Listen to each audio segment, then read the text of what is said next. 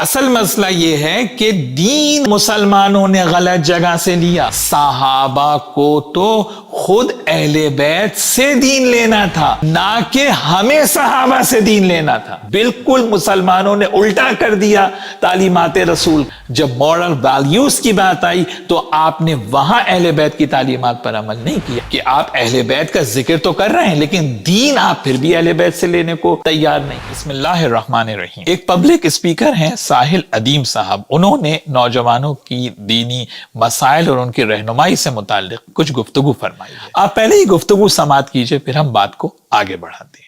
اگر قرآن والے آنسر نہیں دے رہا تو اس کا مطلب ہے جو انٹرپریٹرز آف دا قرآن ہے وہ نااہل ہے، ورنہ قرآن تو قیامت کے آخر دن کے لیے بھی جو مسئلہ آئے گا وہ بھی حل دیتا ہے. تو اگر ہم ایسا مسئلہ اٹھا کے لے کے آتے ہیں جو کہ اس کا حل قرآن یا حدیث میں نہیں آ رہا تو بیچ میں جو بھائی صاحب آئے ہوئے ہیں نا جنہوں نے حل بتانا تھا وہ مسئلے وہ ویک ہے. جی بالکل صحیح بات ہے. یہ ہمارا بھی تو یہی رونا ہے کہ مسلمانوں نے جن انٹرپریٹر سے قرآن سمجھا وہ نااہل تھے، لیکن آپ نے مرض کی نشاندہی تو کی مگر علاج نہیں بتایا. اگر ہمیں اس مرض کا علاج دریافت کرنا ہے تو ایک مرتبہ ہم سب کو فرقہ واریت سے نکل کر یہ دیکھنا ہوگا کہ اصل غلطی مسلمانوں سے کہاں پر ہوئی. اصل تباہی تو وہیں سے شروع ہو گئی تھی کہ رسول اللہ صلی اللہ علیہ وسلم نے جن سے قرآن کا علم لینے کو کہا تھا امت نے ان کو چھوڑ دیا. گمراہی سے بچنے کا 100% حل تو رسول اللہ صلی اللہ علیہ وسلم خود بتا کر گئے ہیں مگر امت نے اس پر عمل نہیں کیا، اور وہ ہے حدیث ثقلین جو شیعہ سنی دونوں میں تواتر اور متفق علیہ ہے. پیغمبر اکرم صلی اللہ علیہ وسلم نے ارشاد فرمایا انی تارکم فیکم الثقلین کتاب اللہ و عترتی اہل بیتی ما ان تمسکتم بہما لن تضلوا بعدی ابدا، کہ میں تمہارے درمیان قرآن اور اپنی عطرت اور اپنے اہل بیت چھوڑ کر جا رہا ہوں، جو ان دونوں سے تمسک کرے گا وہ کبھی گمراہ نہیں ہوگا.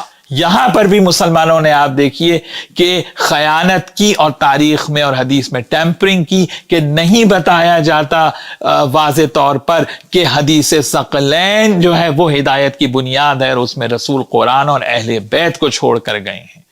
یعنی رسول اللہ صلی اللہ علیہ وسلم ہدایت کا فارمولہ بتا کر گئے تھے لیکن آپ نے نہ صدر اول میں اس فارمولے کو اڈاپٹ کیا نہ آج آپ اس پر عمل کرنے کو تیار ہیں. دیکھیے دونوں میں سے ایک بات ہے، یا تو آج مسلمان بہت ہی زیادہ ایکسلنٹ اور آئیڈیل حالات کے اندر ہیں، اور اگر مسلمان دنیاوی ترقی میں پیچھے ہے اور اکثریت آج گمراہ ہو رہی ہے تو اس گمراہی کا کاز ہمیں چاہیے کہ اپنی انٹلیکٹ سے نہ ڈھونڈیں بلکہ گمراہی کا سبب قول رسول سے تلاش کریں. اور یہ بات بھی درست ہے کہ قرآن میں ہر مسئلے کا حل تو موجود ہے مگر قرآن کو انٹرپریٹ کرنے والے جو بیچ میں لوگ ہیں وہ ویک ہیں. یہ بالکل صحیح ہے. ایسا کیوں ہے؟ کیونکہ رسول اللہ صلی اللہ علیہ وسلم تو فرما کے گئے انا مدینۃ العلم و علی بابھا، میں علم کا شہر ہوں اور علی دروازہ ہے. علم تمہیں امیر المومنین علی بن ابی طالب کے دروازے سے ملے گا، لیکن رسول کی آنکھ بند ہوتے ہی مسلمانوں نے مولا علی کو چھوڑ دیا اور یہی مسلمانوں کی تباہی کا اصل راز ہے. یعنی یہ سمجھ میں نہیں آتی لوگوں کے اتنی سی بات کہ رسول اللہ تو پوری زندگی علی علی کرتے رہے، ہر موقع پہ مولا علی کا تعارف کراتے رہے مگر رسول اللہ کی آنکھ بند ہوتے ہی امت نے بالکل مولا علی کو مائنس کر دیا. یعنی جب بات معاشرے میں عدل کو قائم کرنے کی ہوتی ہے کہ جو معاشرے میں امن و امان کا سب سے بڑا سبب ہے تو عدل کیسے قائم ہوگا؟ رسول اللہ صلی اللہ علیہ وسلم تو فرما رہے ہیں اغزاکم علی، تم میں سب سے بہترین عدالت کرنے والا اور فیصلہ کرنے والا علی بن ابی طالب کی ذات ہے. لیکن تاریخ میں ہم کیا دیکھ رہے ہیں کہ وہی علی بن ابی طالب کے جن کو رسول اللہ صلی اللہ علیہ وسلم نے امت کا سب سے بڑا عادل اور فیصلہ کرنے والا قرار دیا، آپ نے انہی مولا علی کے مقابلے پر فوراً پیررل جناب علی حکومت بنا لی. اور اس پیرالل حکومت کی آج تک آپ لیجیٹیمیسی نہ قرآن سے ثابت کر سکتے ہیں نہ حدیث سے ثابت کر سکتے ہیں. اور یہاں پر جناب عادل ندیم صاحب آپ کس اسلامی نفاذ، اسلام کے قانون کے نفاذ کی بات کرتے ہیں؟ کس اسلام کے نفاذ کی بات کرتے ہیں؟ اس اسلام کی کہ رسول اللہ صلی اللہ علیہ وسلم کی آنکھ بند ہوتے ہی معاشرے میں ایمرجنسی نافذ کر دی گئی، حدیث کے لکھنے پر پابندی لگا دی گئی، اور سرکاری طور پہ کہا گیا کہ جو حدیث نقل کرے گا اسے قتل کر دیا جائے گا، اور 100 سال تک حدیث لکھنے پر پابندی رہی. یہ تاریخی حقائق ہیں یا نہیں ہیں؟ تو کون ذمہ دار تھا ان کا؟ ان باتوں کے جو ذمہ دار تھے ان کو بھی سامنے لایا جانا چاہیے. یہ نہیں کہ جب امت کے گمراہ ہونے کی بات ہو رہی ہے. اور دیکھیے فرقوں میں جو بٹنے کی بات ہے آج کل، جس کو دیکھیے وہ جناب فرقوں میں جو مسلمان بٹے ہوئے اس کو ذمہ دار ٹھہراتا ہے مسلمانوں کی تباہی کا.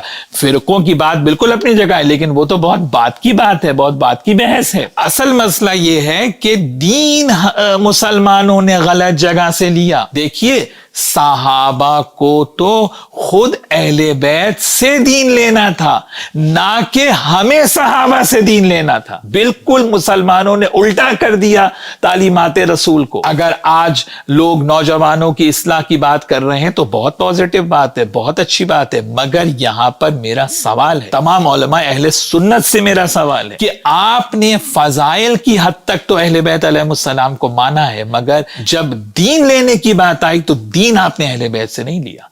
جب مورل ویلیوز کی بات آئی تو آپ نے وہاں اہل بیت کی تعلیمات پر عمل نہیں کیا. اور میں اس دعوے کی دلیل رکھتا ہوں. آج آپ دیکھیے کہ ہمارے جو اچھے عقیدے کے اہل سنت علماء ہیں اور برادران ہیں جن کا میں بہت احترام کرتا ہوں، مگر وہ بھی جو اہل بیت کے متعلق تمام حقائق جان رہے ہیں، مگر اس کے باوجود بھی بنو امیہ کے بتائے ہوئے اسلام اور بخاری مسلم سے باہر نکلنے کو تیار نہیں ہے.